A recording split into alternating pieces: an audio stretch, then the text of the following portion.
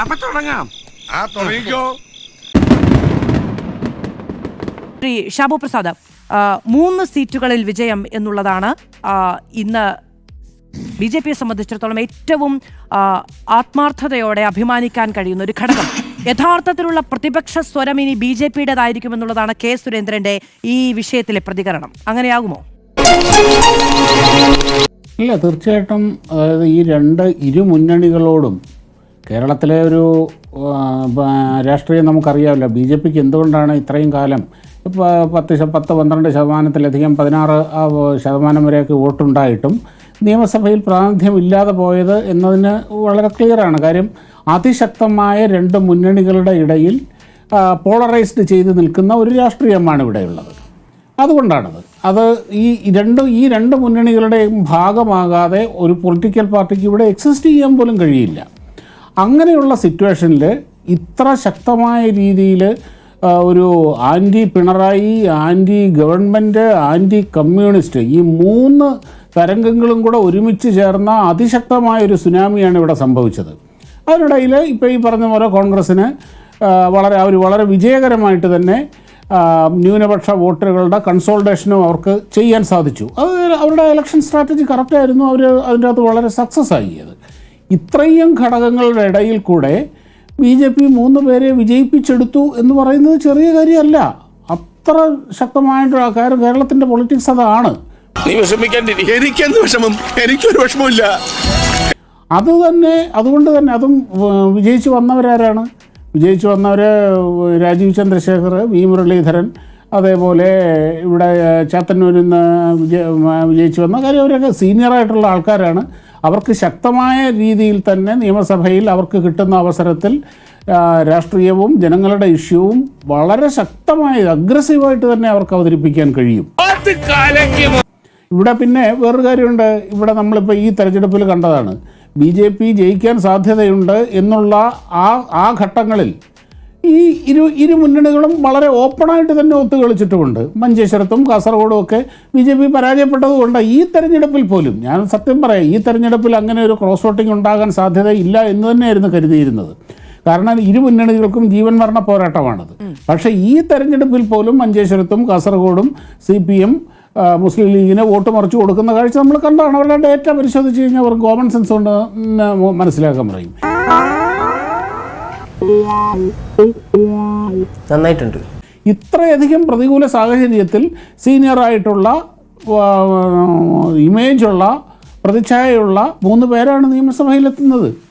അപ്പോൾ തീർച്ചയായിട്ടും ആ പ്രസൻസ് നന്നായിട്ട് തന്നെ ഈ വിജയം നന്നായിട്ട് തന്നെ BJP ശക്തമായൊരു മത്സരം CPM-ഉം കോൺഗ്രസും തമ്മിലില്ല എന്നത് വ്യക്തമാണല്ലോ. അങ്ങനെ ഒരു ത്രികോണ പോരാട്ടം ഇവിടെ നടക്കുന്ന മണ്ഡലമായിരുന്നു നേമം. അതുകൊണ്ടാണ് അവിടെ നേമത്ത് രാജീവ് ചന്ദ്രശേഖറിന് ജയിക്കാൻ കഴിയുന്നത്. പക്ഷെ മഞ്ചേശ്വരത്തെ സംബന്ധിച്ചിടത്തോളം CPM-ഉം കോൺഗ്രസും തമ്മിൽ, അല്ലെങ്കിൽ CPM-ഉം UDF-ഉം തമ്മിൽ അത്രമേൽ ശക്തമായ മത്സരമില്ല. അവർ ഇന്ത്യ മുന്നണിയല്ലേ, അവരങ്ങനെ ചിന്തിച്ചതിൽ തെറ്റ് പറയാനുണ്ടോ? നിങ്ങൾ നാഴികയ്ക്ക് 40 വട്ടം പരിഹസിക്കുന്നതല്ലേ ആ മുന്നണി ഐക്യത്തെക്കുറിച്ച്? എങ്ങനെയുണ്ട്? അല്ല, ഞാനതിന് തെറ്റ് പറഞ്ഞതല്ല മാധു. അതിനെ തെറ്റ് പറഞ്ഞതല്ല. അത് അവരുടെ നയമാണ്, അവരുടെ തന്ത്രമാണ്. ഒരു കാരണവശാലും CPM അല്ലെങ്കിൽ മുസ്ലിം ലീഗ് ജയിച്ചോട്ടെ, എന്നാലും CPM BJP ജയിക്കാൻ പാടില്ല എന്ന അവരുടെ തീരുമാനമാണത്. ഞാനതിനെ കുറ്റം പറയുകയല്ല ചെയ്തത്. ആ തീരുമാനം അവർ നടപ്പാക്കി.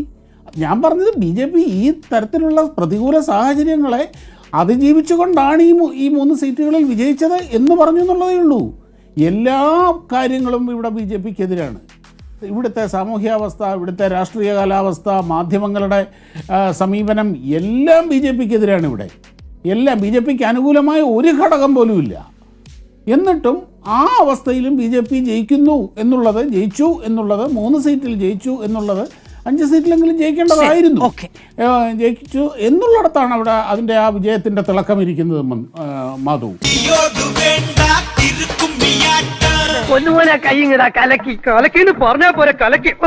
പാർട്ടി കോട്ടയിൽ തോറ്റു എന്നല്ല ഞാൻ പറഞ്ഞത്, അങ്ങ് ശ്രദ്ധിക്കാഞ്ഞിട്ടാണ്. പാർട്ടി കോട്ടയിലും തോറ്റു എന്നാണ്. ബാക്കി അടപടലും തോറ്റല്ലോ. ആരുടെ വോട്ട് ബാങ്കിലാണ് താമര വിരിഞ്ഞത്? ഓഹോ, കളി പഠിച്ചിട്ട് വന്നിരിക്കുകയാണല്ലേ. ഇത് ശരിക്ക് നമ്മളൊന്ന് കൃത്യമായിട്ട് പറയുകയാണെങ്കിൽ CPM-ൻ്റെ വോട്ട് ബാങ്കിൽ തന്നെയാണ് ഇവിടെ വിള്ളൽ വീണ് അത് ഒരു വലിയൊരു പരിധിവരെ BJP-ക്ക് അനുകൂലമായി മാറിയിട്ടുള്ളത്. തീർച്ചയായിട്ടും അങ്ങനെ തന്നെയാണത്. കാര്യം ഇവിടെ BJP ജയിച്ച മണ്ഡലങ്ങൾ നോക്കൂ. നേമം, ഇവിടെ പിന്നെ ചാത്തന്നൂർ, കഴക്കൂട്ടം, ഇത് മൂന്നും ഇടതുപക്ഷത്തിൻ്റെ, അത് 2 CPM-ൻ്റെയും 1 CPI-യുടെയും മണ്ഡലങ്ങളായിരുന്നു. ഒരു സമയത്ത് വളരെ ശക്തമായ പാർട്ടി കോട്ടകൾ തന്നെയായിരുന്നു. ഇവിടെ നിന്നാണ് നമ്മൾ ഇത് മനസ്സിലാക്കേണ്ടത്. അതേപോലെ തന്നെ ഇവിടെ തീർച്ചയായിട്ടും പറയട്ടെ. ആ മൂന്നിടത്തും 2ാം സ്ഥാനത്ത് ചെറിയ വോട്ടിന്റെ, ഈ BJP ജയിച്ച 3 മണ്ഡലത്തിലും ചെറിയ വോട്ടിന്റെ വ്യത്യാസത്തിൽ 2ാം സ്ഥാനത്ത് LDF-ഉം വലിയ വോട്ടുകളുടെ വ്യത്യാസത്തിൽ 3ാം സ്ഥാനത്ത് UDF-ഉമാണ്. അപ്പൊ ആരുടെ വോട്ടാണ് ചോർന്നത് എന്ന് താങ്കൾ സത്യസന്ധമായി കണക്ക് വെച്ച് പറയും. ഓക്കെ, അല്ല ഞാൻ നമ്മുടെ മുമ്പിലുള്ള യാഥാർത്ഥ്യമാണ് മിസ്റ്റർ മുസ്തഫ പറഞ്ഞത്. ഇവിടെ CPM-ന്റെ ഇടതുപക്ഷത്തിന്റെ ശക്തമായ മണ്ഡലങ്ങളായിരുന്നു ഇവ. അതായത് BJP-ക്കുള്ള ഒരു വലിയ സൂചന കൂടിയാണത്. BJP-ക്കുള്ള ഒരു വലിയ സൂചനയാണ്. കാരണം ഇനിയും വളരാൻ അവർ വളരാൻ ഇനിയുള്ള ഭാവി ഒരു മിനിറ്റ്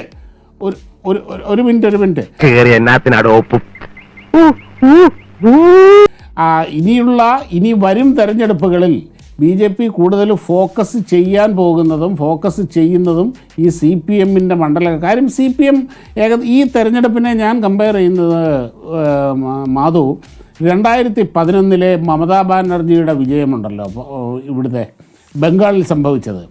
അതായത് പതിറ്റാണ്ടുകൾ നീണ്ട കമ്മ്യൂണിസ്റ്റ് ആധിപത്യത്തിന് വിരാമം ഇട്ടുകൊണ്ട് അവരെ പൂർണ്ണമായി തകർത്തുകൊണ്ട് നടത്തിയ ആ തെരഞ്ഞെടുപ്പ്, പിന്നീട് അവിടെ നിന്ന് എഴുന്നേൽക്കാൻ CPM-ന് സാധിച്ചിട്ടില്ല.